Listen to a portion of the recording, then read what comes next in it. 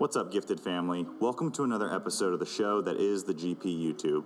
Just a reminder that if you support what we do here, make sure to go over to giftedperformance.com and sign up for our automated coaching service. For only $1 a day, you'll get access to 15 highly customized training programs, a macronutrient calculator, our meal planning feature that lets you build and save meals based on your macros. Welcome, guys, back to another episode of the GPP, the Gifted Performance Podcast, where we give you the knowledge and practical insight to improve your own general physical preparedness. I am your host, as always, the father of all things squatting, Squat Dad himself. I am joined by two of my Gifted Performance cohorts here, Mr. Dominic Kuza, looking great in that Stay Gifted t-shirt. What you don't know, because I haven't angled my camera down yet, is we are actually titty matching. Titty twins, we're matching today. And Mike Taylor, Dr. Mike Taylor, down in my bottom left. Where's he going to show up when we actually upload this to YouTube? God only knows. Mike, how are you today? Oh, I'm doing amazing. Doing amazing. Wow, Dr. Brager, you better be ready because he just said amazing. And I am joined by our esteemed guest of the day, Dr. Allison Brager. Dr. Brager is a PhD from Kent State University, neurobiologist, currently an active duty member of the U.S. Army, specializes in sleep, more specifically sleep in extreme conditions, right? Sleep deprivation, jet lag, exercise, stuff like that. Yep. Cool. Doing good so far. Also the author of a book that Mike has read and sent over to me, or I'm hoping he'll send it over to me because he has sung its praises. It is Meathead, the Unraveling the Athletic Brain. Dr. Brager, that's all I've got. I need you to fill in the gaps because I am the world's worst introer. You're not the world's worst intro. Those are the main things. Yeah, that's myself professionally. I'm also on the pipeline to be an astronaut, so hopefully that happens someday soon. I might be the first woman to Mars, but that's a long road. And then I also I was a collegiate athlete, but I've done CrossFit the last 10 years. Was lucky enough to compete in the CrossFit Games on a team. So that's sort of shaped a lot of the research that I've done for the Army these days. You were track and field, right? Yes, I would say a multi-event athlete. So I got recruited initially as a pole vaulter and a hurdler. And obviously, if you can pole vault, the track coach kind of assumes you're athletic enough to do the other events. So by the end of my college career, I did the heptathlon. Awesome. That's really cool. So you said you also do some CrossFit. Anyone who comes on, because I also do CrossFit, I have to ask you, what's your dream workout? What's the one that it's up on the board, you see it, and you're like, hell yeah, today is my day. This is where I get to flex. Oh, for me, it's Nasty Girls and Nasty Girls version 2. There's just something about that workout I love. But yeah, I don't really crush people anymore. I'm a master's athlete. I'm 37, so I can't keep up with the spring chickens. But I try my best, and I feel like Nasty Girls is one of those ones that I close the gap some. We have a lot of bodybuilders like Dom who watch this podcast, and bodybuilders, I can say this because I used to be one, aren't the smartest in the world. So explain to them, please, what this Nasty Girls that you speak of is, because they've got some very strange thoughts going through their mind right now. Oh, yeah, that is true. Good point. And note your audience, right? That's like 101 in public speaking. So, I know the history of it is like, the original CrossFit girls that trained with Greg Glassman.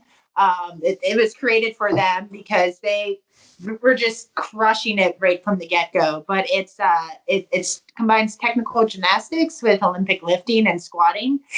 So it is 3 rounds for time of 7 ring muscle ups, 50 air squats, and then is it 9 or 12? I can't remember. Hang power cleans at 95 pounds. So that's Nasty Girls, like the original one. But then when I was competing in 2014 regionals, Dave Castro, the head of CrossFit programming, decided to create version 2, which is actually one of my favorite workouts because it's even more technical. It's 7 ring muscle ups, 50 pistols, which are one-legged squats, and then 9 hang power cleans at 125 for females. So for males, I think that's like 185. Right on. Yeah, I got tired listening to that. Yeah, but you do 3 rounds of that. So I remember like the next day at regionals, my legs were toast because like pistols, the one-legged squats weren't really common in the programming then, and like you just did 150 of them, you know. So looking back at your history, were you always kind of in sports, surrounded by sports, always athletic? What's kind of your athletic background growing up? Oh yeah, so I grew up in it's like one of the shittiest, and it used to be the most dangerous cities in the country. It's called Youngstown, Ohio.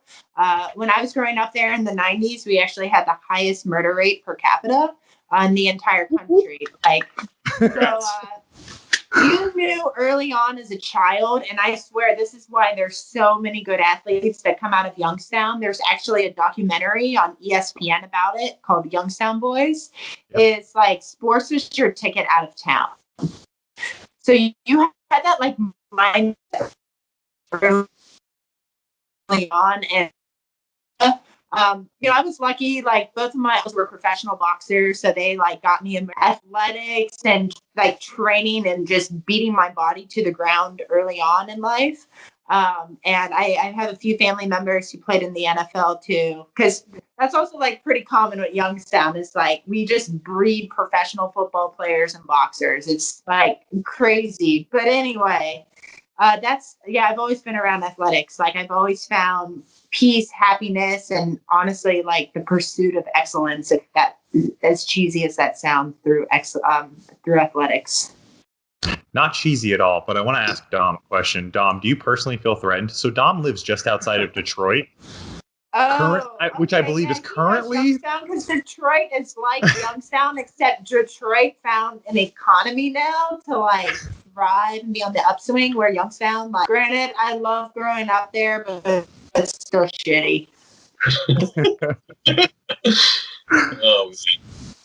All right, so let's actually get into, because we mentioned the military, I want to talk a little bit about military history before we kind of dig into today's topic. So today's topic is going to be all about sleep, kind of just everything around sleep. But let's talk a little bit about your military history. When did you start? Where did you start? How have you progressed, etc.?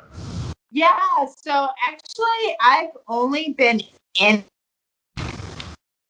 the Army for over 3 years. I was a direct commission to join, and your professional skill set, and they base your rank through that.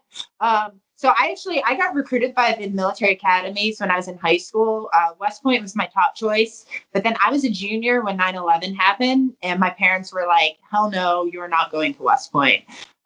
So I ended up going to Brown instead, which, I mean, it's also a very good school, and it's kind of honestly like the antithesis of West Point, right? It's just like a bunch of these like free spirited hippies who do naked donut runs and like love being naked any chance they get, very different from the military. They actually I think Brown just got an ROTC program like 2 years ago. So it's still like pretty funny now. Like the people I work for in the military, like we all went to Brown, and we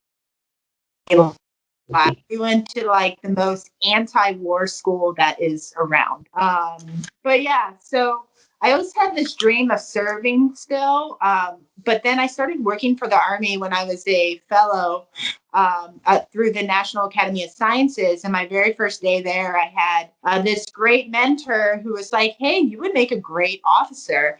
And I'm like, "Sir, I'm 33 years old. Why would the Army want a 33-year-old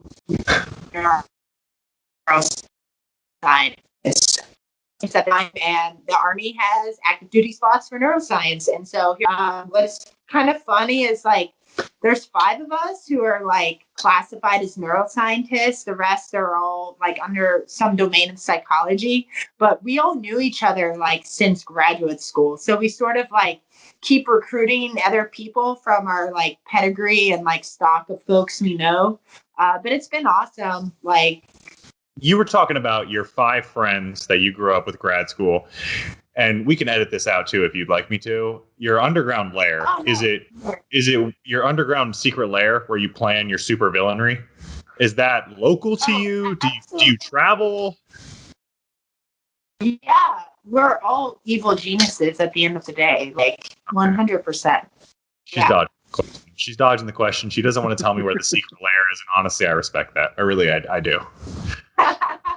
It's So, Mike, I think Kingston's capital in a 5-star building, in a 5-sided building. No, I'm just kidding. So you got to go to Youngstown, Ohio, meet Ricky in the back alley, and he'll show you the way. He'll show you where you go. I mean, I grew up actually with a lot of Rickies, and there used to be, I tell people this, like, this is how you know I'm from Youngstown, is like, we would, like the Jersey Shore, that's always been my guilty pleasure, because that's the life I lived. Like, I grew up in like an Italian immigrant city. We used to go to the club at like age 14, because there was this club called Ricky's. And like it's closed now because it's run by the mob. We had an existing mob that ran the town of Youngstown for a bit. And we'd go to Ricky's and hang out. Like we wouldn't drink or anything. We just go clubbing like from 14 on. So I got that all out of my system early on.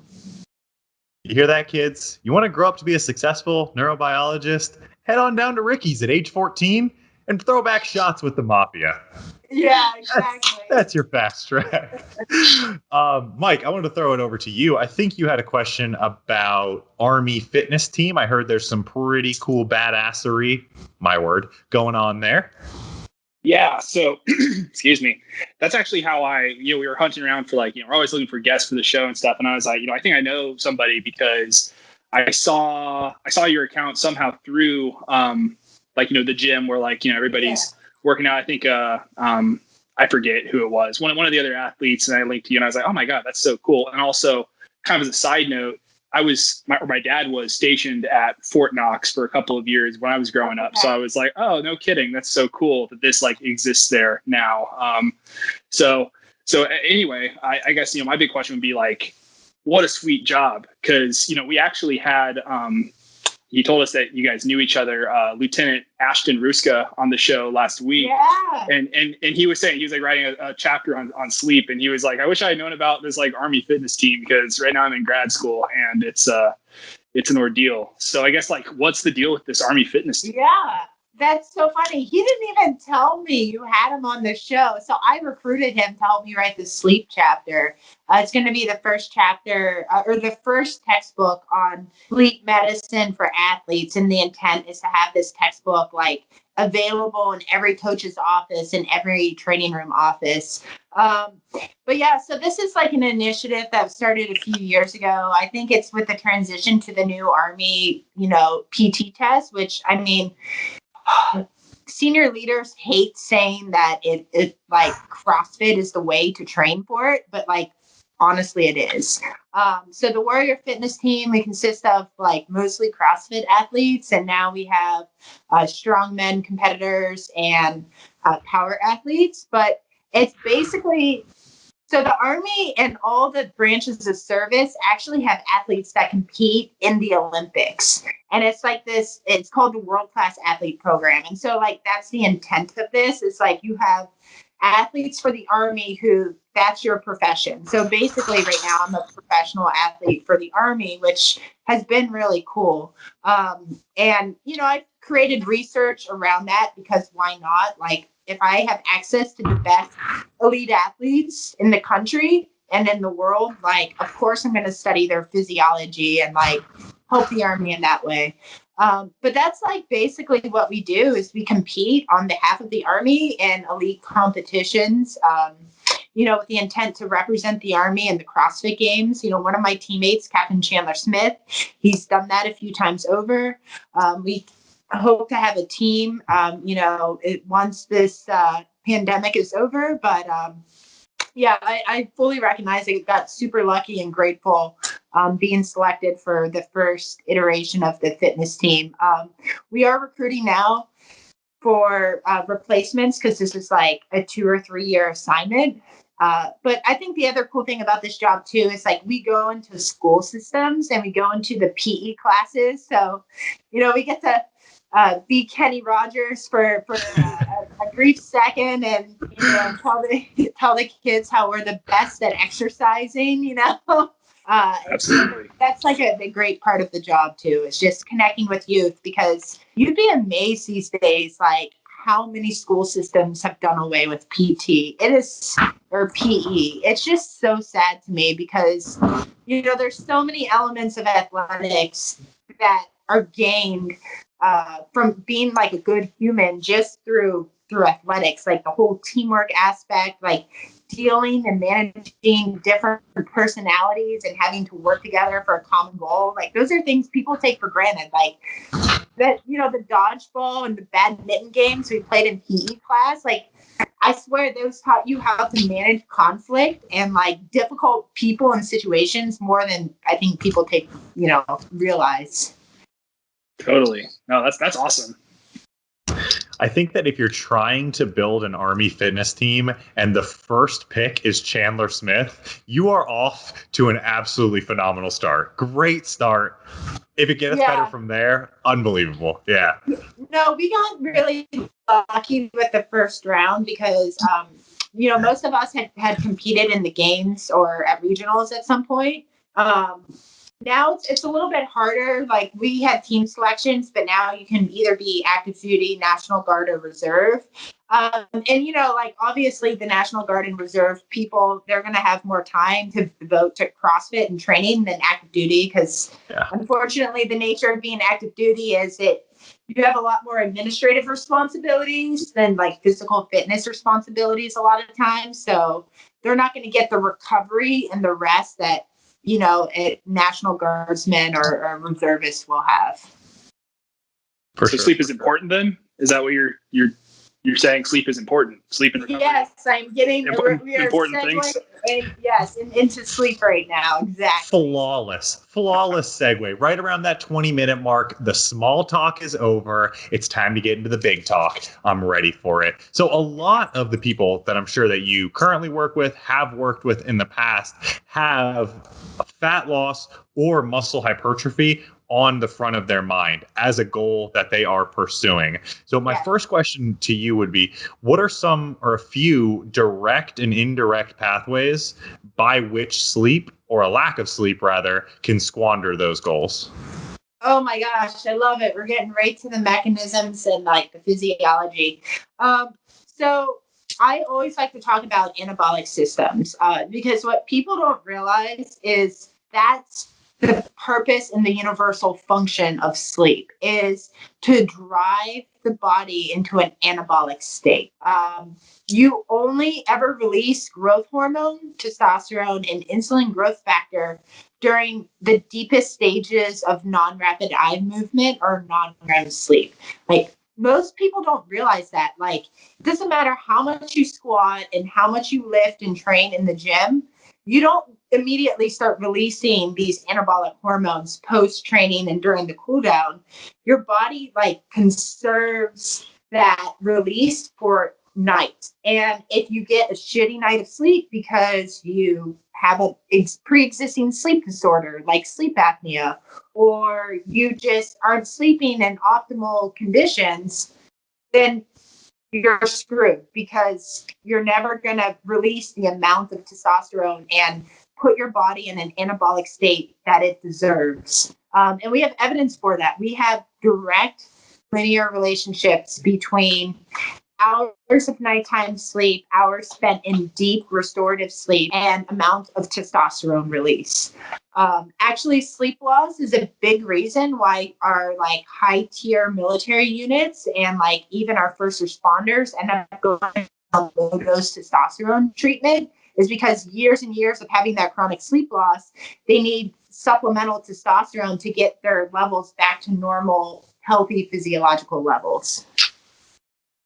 Yeah, and I think that everyone's kind of ears perked up when you said, listen, the benefit of sleep is this, this anabolism, this release of these anabolic hormones. And folks that are into kind of the bodybuilding or just the muscular hypertrophy kind of sphere, when they hear that, they really they get excited. So I guess my question segueing off of that is like, people want to know, okay, sleep, good, got it. Understood. I'm right there with you. We're on the same train there. But the next question is always, okay, how much is enough? And then people sometimes say, oh, it depends. It's this, that, the other. So what is your general recommendation on what is enough sleep? Okay. So again, these studies have been done for over 2 decades. And they've been reiterated in multiple demographics of like young, healthy males all the way up to old males and even females. Again, we go back to this direct linear relationship. If you're sleeping 7 to 8 hours a night, which is the average for most humans, your testosterone and anabolic hormone release is going to be near. But as soon as you sleep 6 hours a night, you're already at a 50% functioning level. If you're sleeping 5 hours, it's 33%, and 4 hours of sleep, which can be common, is you're at like 25% to 15%, which is absolutely crazy. Now, 2 questions off of that. Sleeping more, do you get a greater anabolic response? So sleeping more that's a great question. There's kind of like, it's a U-shaped curve with any aspect of physiology. Sleeping more essentially can protect you from decrements during sleep deprivation. So that's a lot of like what we've done with our military studies is we've shown that if you sleep bank, so what we'll do is we'll load up individuals on sleep, like they'll sleep 9 hours instead of 8.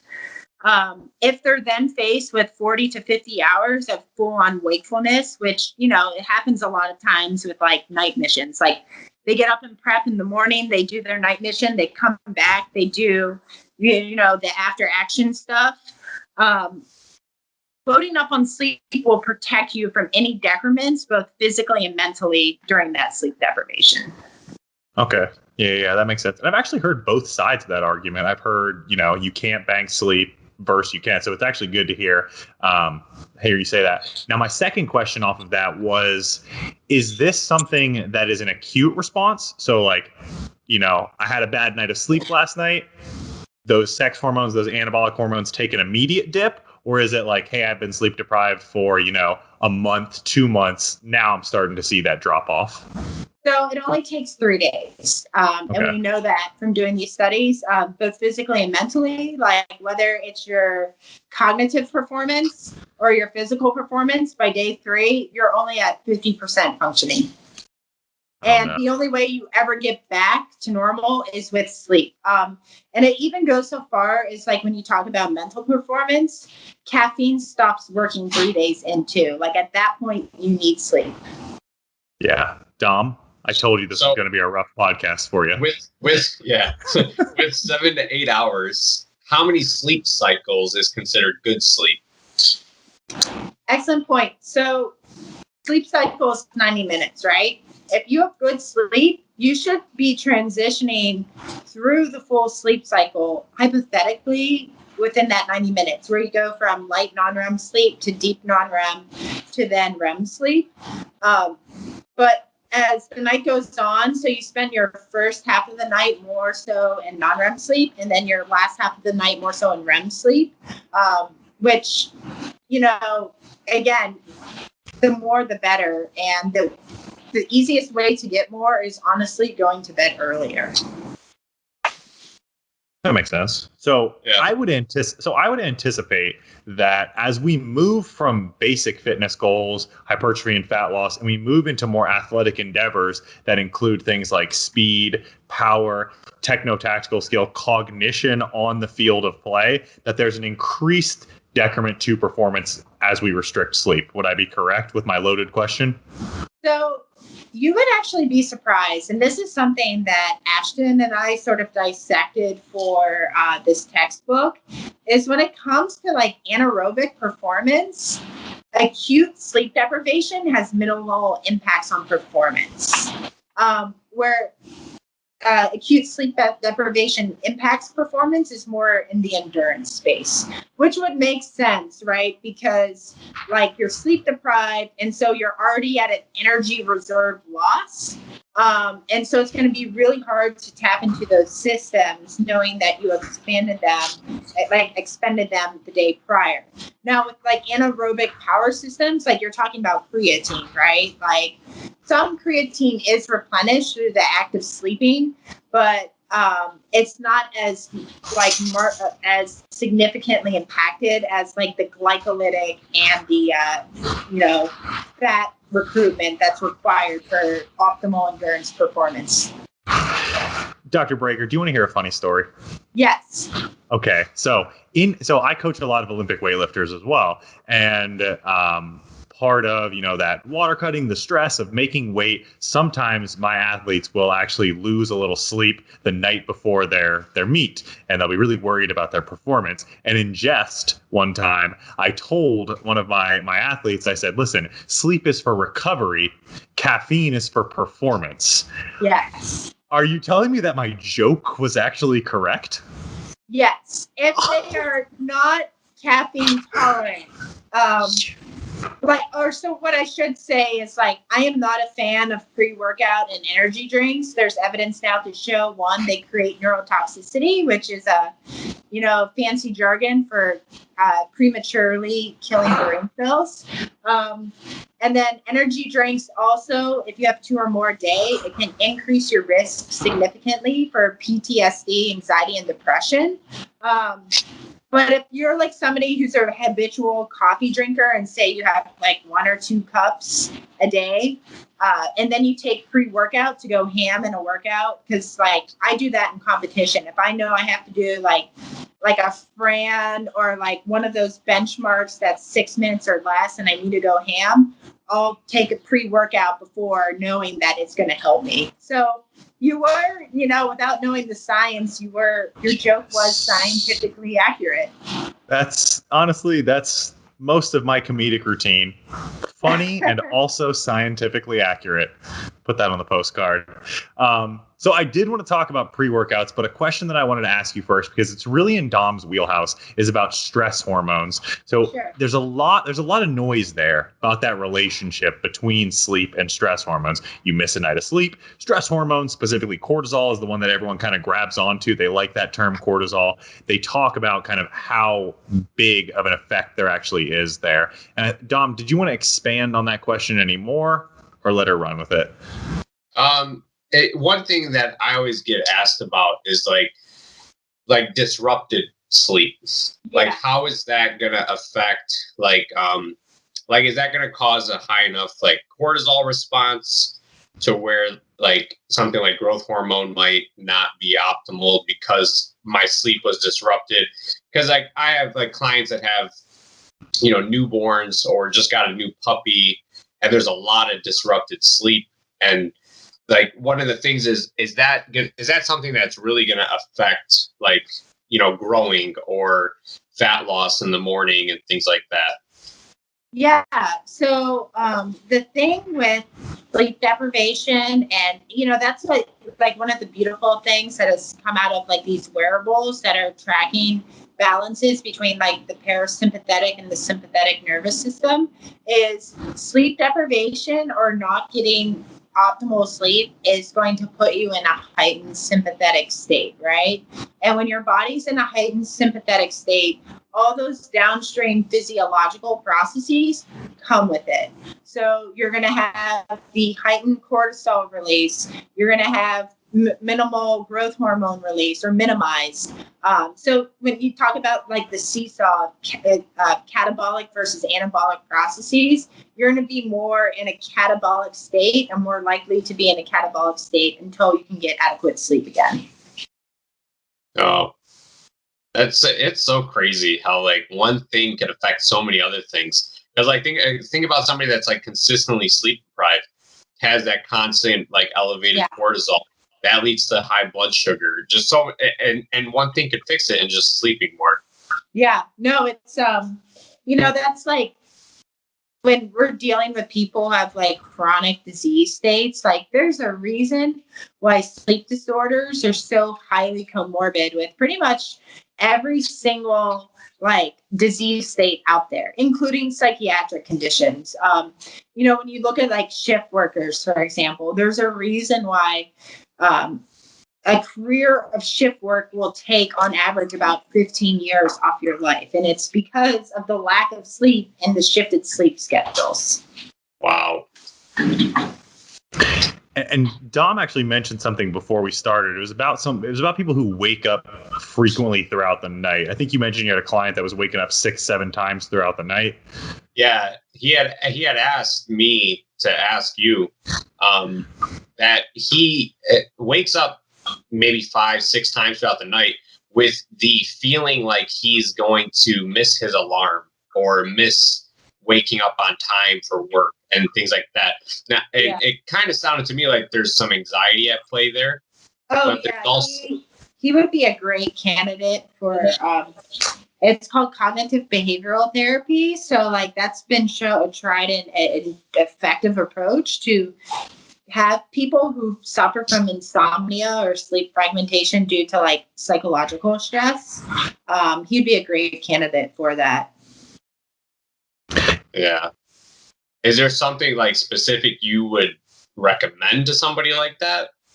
So with that, the issue with that is like once it's identified as less of a physiological issue and more of a psychological issue, because that's what it seems like in my regard. That's the whole point of why cognitive behavioral therapy exists. It exists for people like that, and then also people who suffer from insomnia because when they hit the pillow, they just have these ruminations that they're not going to be able to fall asleep, or people who chronically like go to bed late because they don't have a strict bedtime routine or like don't prioritize sleep. Like that's, he'd be an ideal candidate for that, or she. And something that I kind of my own personal anecdote, when I started ramping up my client load, when I started coaching a lot more people, I would lay in bed at night and I would think about all the programs that I had to write, all the emails that I had to answer, all the texts that were just buzzing in. And what really helped me a lot, and something that I tell my clients to do a lot, is do some journaling before you go to bed at night. Write all of those thoughts down, write all of those things that you have to do the next day down. They're off your mind, and I can immediately tell a humongous difference in my sleep at night. Oh, absolutely. So that's, that's part of your bedtime routine is like winding down, however you see fit. I mean, so like the problem nowadays is like people have blue light blocking glasses, right? Because we know that blue light impacts sleep because it stops melatonin release. But then they'll overly compensate and watch like something that's emotionally charging on Netflix or be on their computer or texting and not give themselves that opportunity to like psychologically wind down. Like people, I think, underestimate like how much of sleep is about psychology. There's actually a reason why, and I'm a sleep scientist, right? Like I know all the hacks for getting a good night of sleep when you travel, because that's what I study and do. But there's this thing called the first night effect anytime you sleep in a new environment. It's sort of instinctive and like ingrained in us when we used to be like hunter-gatherers, which is basically like one half of our brain stays alert and the other half stays asleep. It's a state called unihemispheric sleep when we're in a new environment. So it's, again, it just goes back to the whole psychology of sleep. It matters. That is so cool. I'm actually interested to hear kind of your list of hacks for getting a good night's sleep. Sure. So these are things I've sort of, experimented with over the years. One, through like the own research that my team and I have conducted, but two, not this year, but last year, I think I traveled a total of 254 days. So like I've sort of had to apply all those strategies that I learned early on into like maximizing my sleep time and then, maximizing my time to train. So I think the biggest thing that I've hacking wise is just one, setting a really strict bedtime routine. So I implement the winding down even when I'm in a hotel room. Also, light, right? Like I can control the light in my house, but when I'm in a hotel room, I unplug all the alarm clocks. I will put towels over like the microwave that's emitting a blue light, like anything that is emitting light that could interfere with my melatonin release. I like try to stop. I try to control the lighting as much as possible. But you know, I travel on the government's dime, right? So we're sleeping in like moderate accommodations. You know, we're not in the Marriott Marquis. We're in like the townhome suites. So you're gonna think this is like super cheesy and like ridiculous. I will actually bring like a candle with me, and like because that like low light that simulates candlelight is the best for like optimizing melatonin release. So that's another strategy I use. I definitely always bring my sound machine with me. So I used to think sound machines were gimmicky, but then there is a very prestigious university who published a finding in a prestigious journal to show that the types of sounds emitted from sound machines can actually like coax the brain into a deeper, not a deeper, but help consolidate sleep. So I use that. I take a hot shower. You know, the other thing about the sound machine is like it's going to minimize the outside noise because most people like slam their doors in a hotel room. And then sleep supplements. So when I travel, I always bring. So I use the Momentous product. It has melatonin, but then it also has magnesium, which comes in the form of magtine. And what's unique about magtine is it's one of the few formulary blends of magnesium that is actually able to cross the brain and act there. Because like I don't know how much you know about like the pharmaceutical world, but that's sort of like what you're aiming for is you want a product that can actually cross the blood-brain barrier and act directly in the brain in order to be fully effective. So yeah, that's like my whole hacking routine, again, based on the science I do, but then just experimenting over the years. And on the pharmaceutical side of things, I think if my knowledge is correct here, one of the problems with a lot of these sleep pharmaceuticals is that they provide somewhat of a sedative effect, correct? So like your Ambiens, or even people who are using like things like recreational marijuana, those are sedating you, and that can possibly prevent that deep REM sleep, correct? Yeah, so the problem with Ambien is that it's too much GABA. So it acts globally on the inhibitory neurochemical cascade GABA, but it's such a high amount and it's so sustaining that it's going to, again, like interfere directly with the sleep cycle because of the dosing. You know, there hasn't been a lot of research, unfortunately, with the endocannabinoids like CBD and then even THC. And obviously, you know why that is, for political reasons.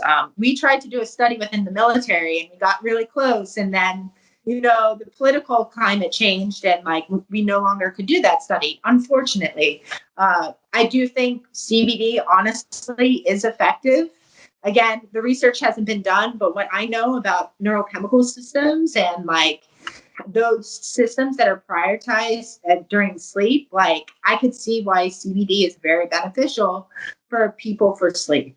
You know, obviously I can't have that as part of my hacking routine because I'm in the military, but I do believe it works.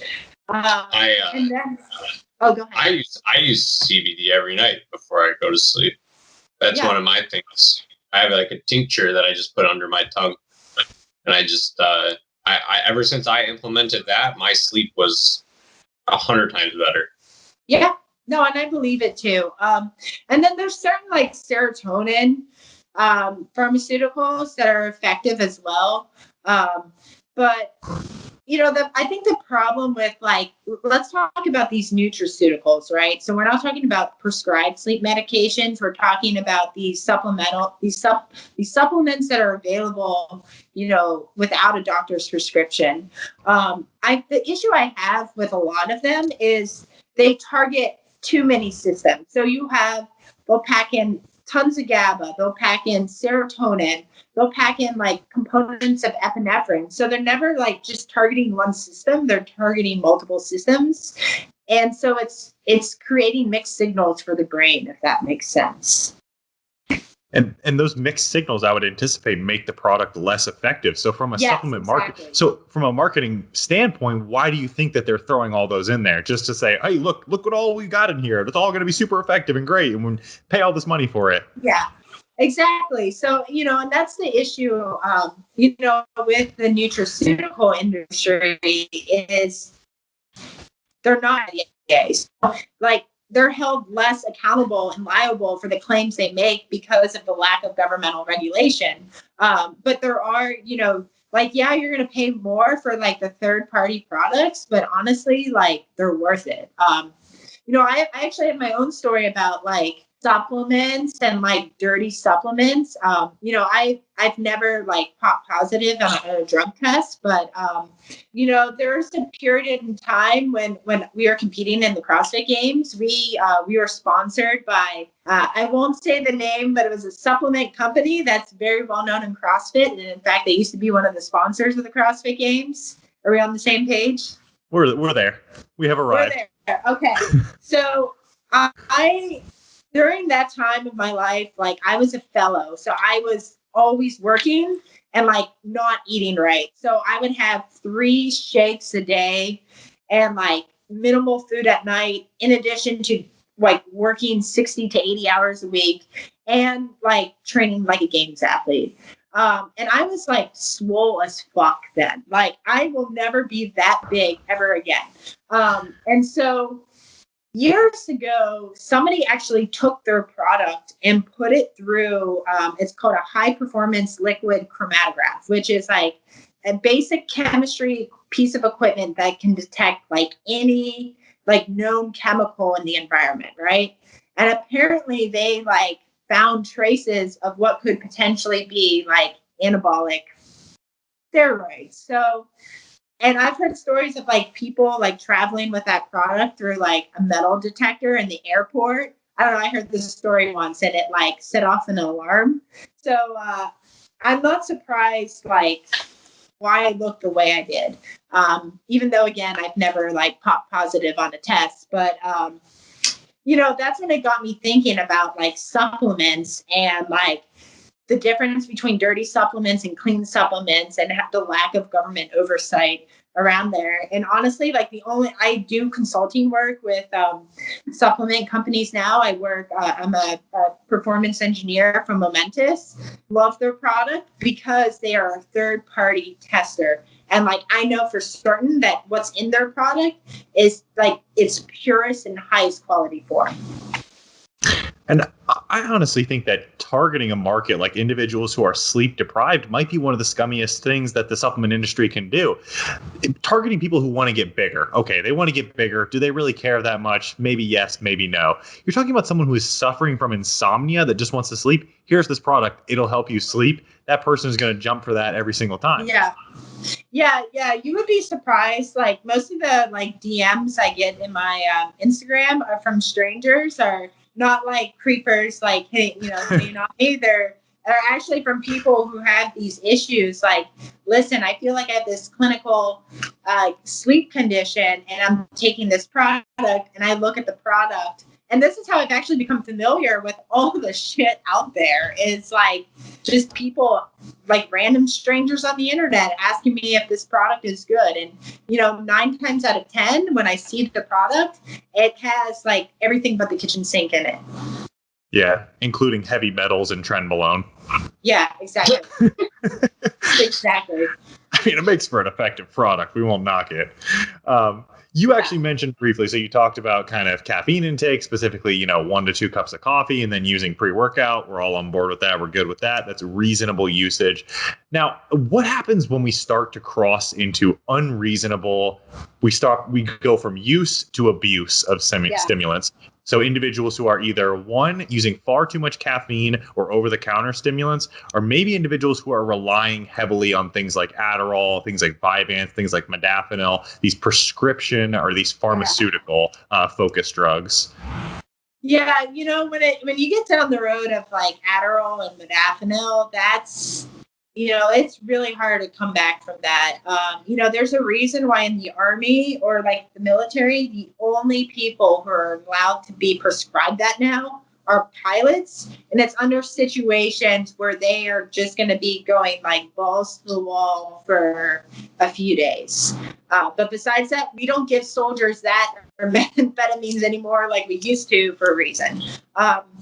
And then I do a lot of consulting with professional sports teams. And when I started working with them, especially like hockey players, it would blow your mind how many elite hockey players are like functional drug addicts, because and baseball players are the same way. They're using Adderall and modafinil to stay alert and vigilant during the game. But then between that and playing a late night game, they can't fall asleep at night. So they pop a few Ambien, not just one, or they'll just pair the Ambien with alcohol and these are elite athletes who are doing the hardest thing in sports, right, is to hit a baseball traveling 100 miles per hour. And yet they're maintaining this cycle of drug-induced wakefulness and sleep. And so what I say is when you get down that road, you need psychological and clinical interventions. There's no amount of holistic approach that can reduce that abuse. It has to be clinically monitored. But for people who don't get to that state where they're using Adderall and modafinil with caffeine, so we know from my own the research my team and I have done in the military that you don't need more than 200 milligrams at a time. We actually just published a study a few weeks ago in the Proceedings of Shift Work to show that past 200 milligrams, caffeine basically stops working, and no amount of caffeine past that will have any performance impact, whether you're sensitive to caffeine or tolerant to caffeine. Which brings me to pre-workout, right? Every pre-workout has 400 or 500 milligrams of caffeine. So either you use a quarter of a scoop and keep it under 200 milligrams, or you don't use it at all. For the most part, if you use 200 milligrams of caffeine every few hours and then stop 8 hours before bedtime, you should be fine.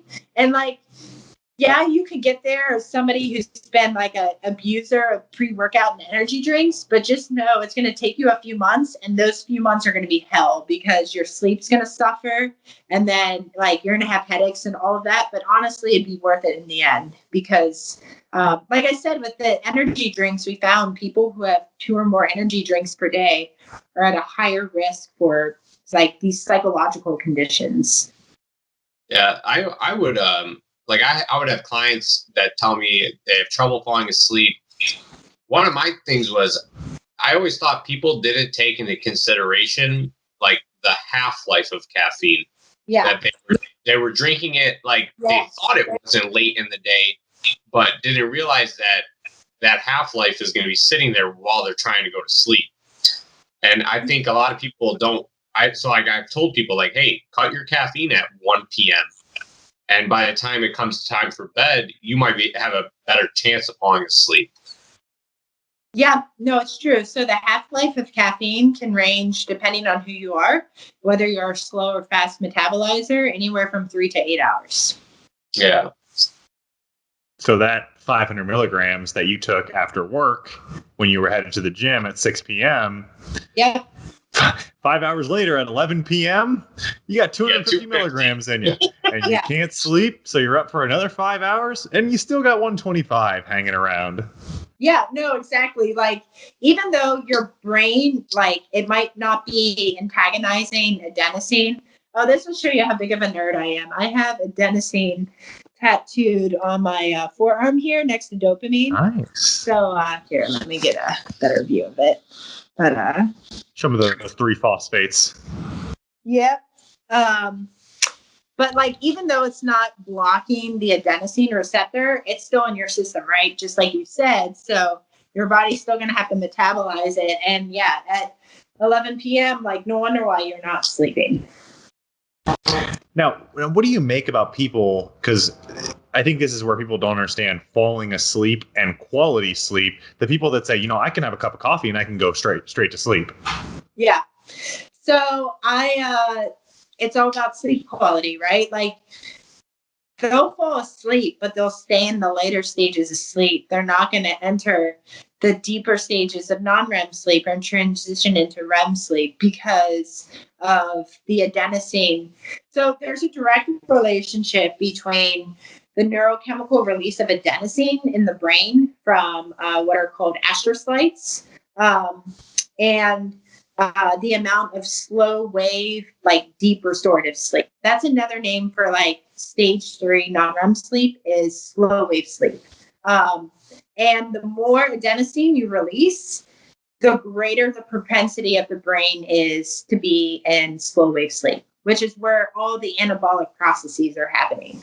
So if you're having caffeine, it's blocking adenosine release, so you're not going to have slow wave sleep or as much slow wave sleep as you should be getting. Yeah.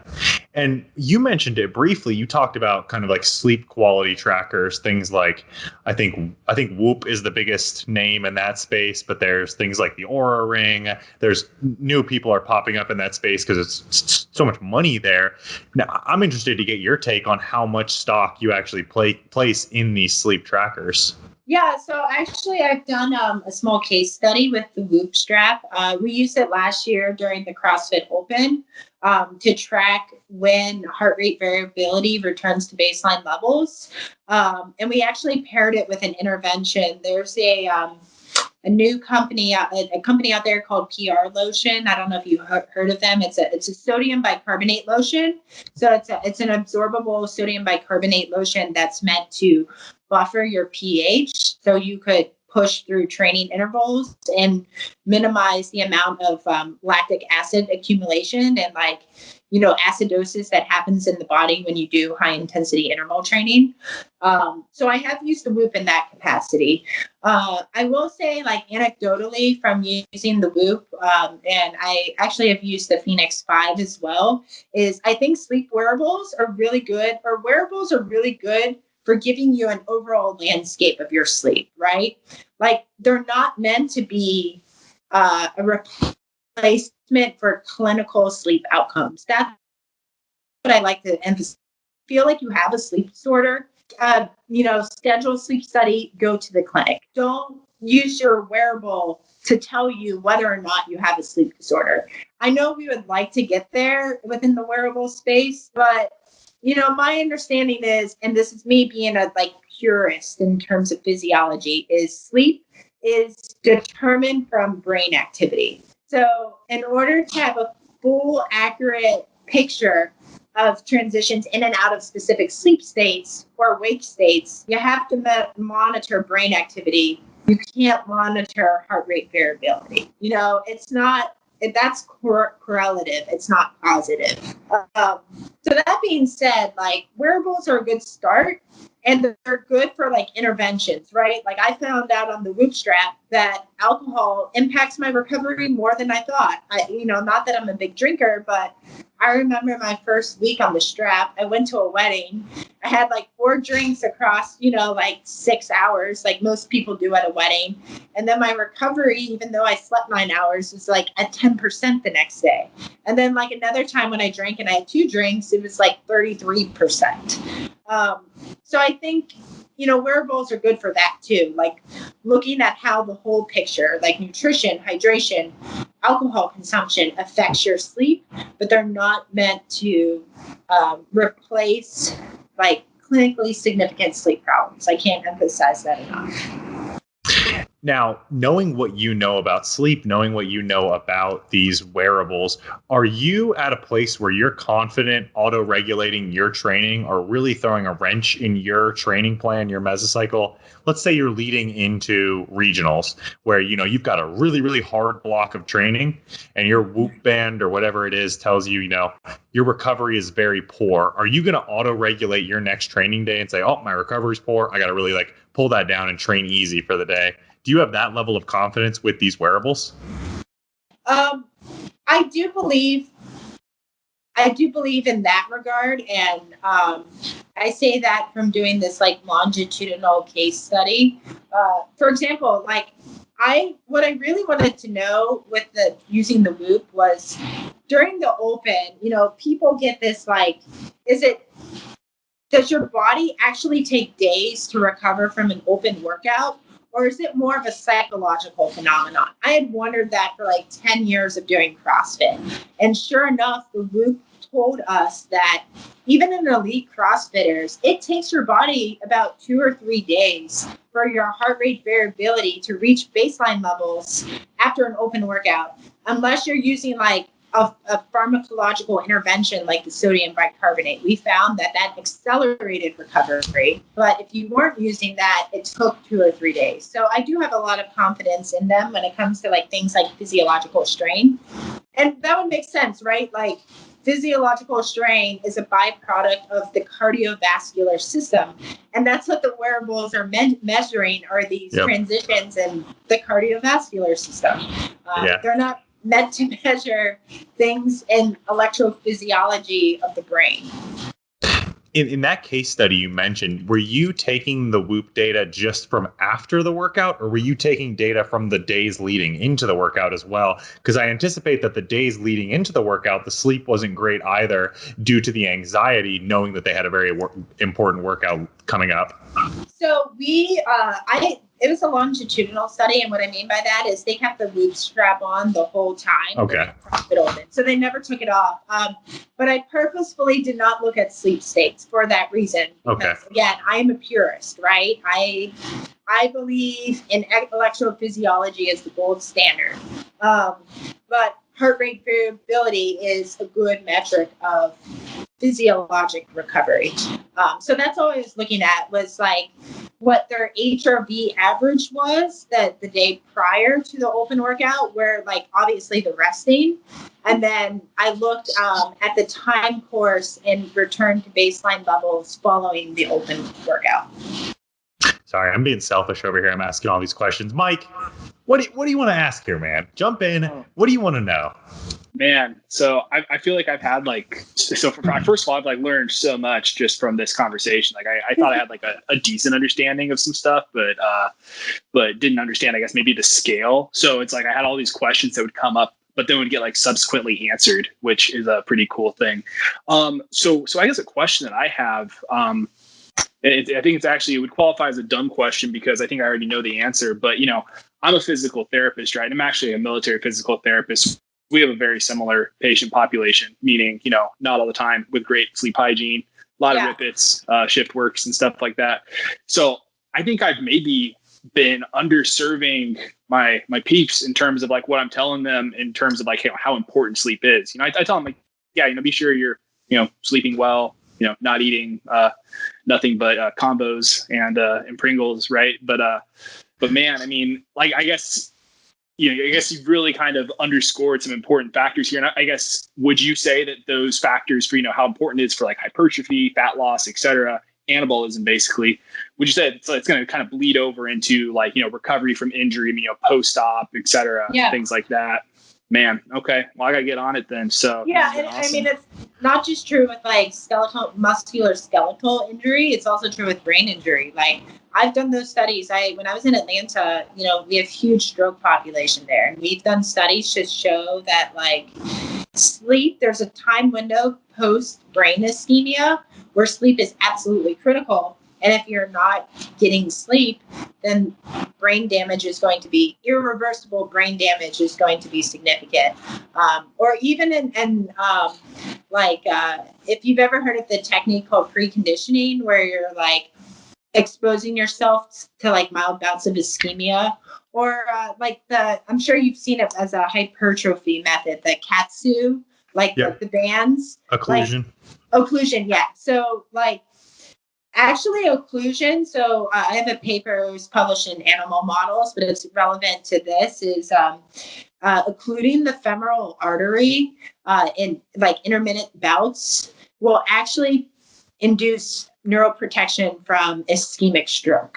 And the reason that works is through sleep. Is it actually augments and rapidly increases this deep restorative slow wave sleep. But if you deprive this animal post occlusion of getting deep restorative sleep, there's no neuroprotection and they have irreversible brain damage because they didn't get that or take advantage of that slow wave sleep, post occlusion. So it is. Wow. It's super important for injury prevention and also the recovery end too. Was that also in hamsters? So if you haven't read her book yet, a lot of hamster stories. Yeah. So no, this is on mice because hamsters are great. They are an excellent model of circadian rhythms because their endocrine systems are so in tune to the environment. They're also one of the best models of drug addiction. So without getting too off topic, my claim to fame in graduate school is I was on the show Mansers. Do you remember that show? Yup. So we were in a segment called Which Animal Can Drink You Under the Table? And it's the hamster because in its natural environment, the hamster eats fermented fruit. So it eats it lets the fruit fall from the cacti and it buries it. And then a few days later, the hamster will uncover it, eat it super enriched with alcohol. And because of that, they've developed minimal liver damage. So they can drink up to 50 times more alcohol in a bout than the average human male and have no post-mortem damage to their liver. We also found out that they really fucking love cocaine too. Hamsters are they seriously, they love cocaine, they love alcohol, they love exercise, and they love sex. And actually, we did a study too. If you deprive a hamster of running on its wheel, it will get really aggressive and pissed off and start just drinking a shit ton of alcohol until it can run on its wheel again. This is, I'm not kidding you. They're hands down the most interesting creatures on the planet. I actually saw that you did some research in alcoholic mice. So maybe we'll throw in some podcast title about hanging out with your alcoholic hamster uncle, something like that. So actually, I did make mice. We genetically engineered mice who were functional alcoholics, but also Coke addicts. I'm not kidding. When you were growing up in Youngstown, Ohio. State, and that's what doing in Kent, Ohio was making genetically mutant mice who are addicted to Coke and alcohol. Yeah, you tried to make a bad case for Ohio, but it sounds great over there. No, there actually is human application. Obviously we're studying I know I'm making light of drug abuse and it's a terrible thing. But there could be functional application for my research. So the thing we found with both Coke and alcohol is even though it acts on very different neurochemical systems of the brain, they both stop the circadian rhythms and the biological clock from working. So if you let a mouse get coked up or drunk as ever before presenting them with light stimuli that are meant to shift their sleep-wake schedules, they're basically insensitive to that.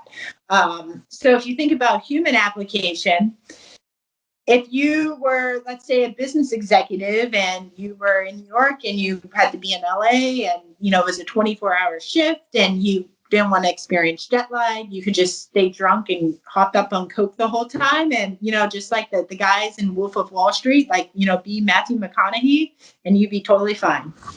Wow. That's the practical takeaways that you come to this podcast for, people. Yeah. This is what you wanted, and we I gave just it hope to nobody you. from the military is listening. They're gonna be like, "Oh my god, what?" Yeah, But I no, know I the have not military. You done didn't this hear that. research with the military. This is pre-military life, academia. Let's be clear. The military is not funding this research. This is academic research done at a university, not within a military lab. Living the dream. Living the dream. Well, I'm going to close out here. I owe you a high five. You posted something about weighted blankets the other day, if I remember correctly. So I went out and I picked myself up a weighted blanket. And let me tell you, freaking love it. I love it so much that my fiance has stolen it from me. Oh, it's great. So actually, my friend Henry, he just started. He owns this company called Rooster Recovery. He made these like ergonomic pillows that are meant for like sleeping and getting you in the right sleeping position.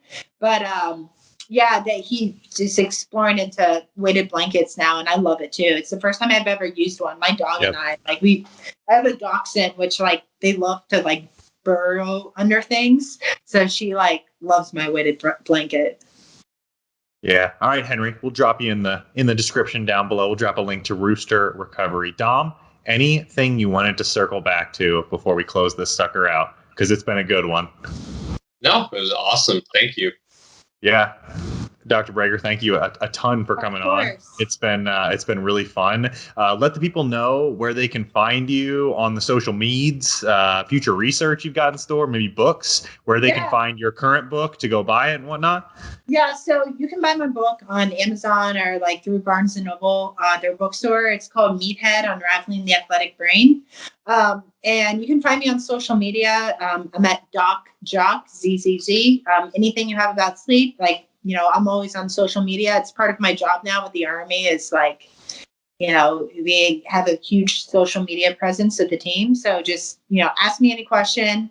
I don't really have any book I'm working on per se. I'm like helping write like textbook chapters and like educational content here and there for like the National Academy of Sports Medicine. But I'm going to wait to write my book until hopefully after I become an astronaut. But, I gotta wait a little bit for that. Don't hear that every day. I'm going to write my second book only after I become an astronaut. That's my plan well, too. Actually, so I think you can still buy it. If you look me up on Google and like type in Allison Brager, I actually wrote my first book when I was 18. And it's like a young adult, like young love coming out story. It's called, I don't know why I came up with this title, but this is like 18-year-old Allison. It's called Off-Colored Rainbows. And it's like about like, back then, like homophobia, like in the Midwest. But anyway. It's right here. Yeah, you can find my editor. He already found it. He's already found it. I know. One of those things where I'm like, somebody will randomly ask me about it whenever they buy Meathead. And I'm like, yeah, that's like my 18-year-old self, like wanting to tell the world my coming out story. So my mom was quite not the happiest about that, but no way. A Midwest mom unhappy about coming out? Color me shocked. All right, guys. As always. Well, I actually hadn't come out yet, but like my family read it, and then so at one point in time, I actually used to be married to a man, and I actually have without getting too off topic, I have like a good blog post I wrote last year with Outward about like, I think when you grow up as an elite athlete and like in those circles, like it's much harder to come out than people realize because I was just expected to marry this like super hypersexual, like alpha male athlete. And I did do that. My ex-husband, like we're still like good friends and on great terms. He grew up swimming with Ryan Lochte and he swam with Michael Phelps at Michigan. So like, it doesn't get any better than that.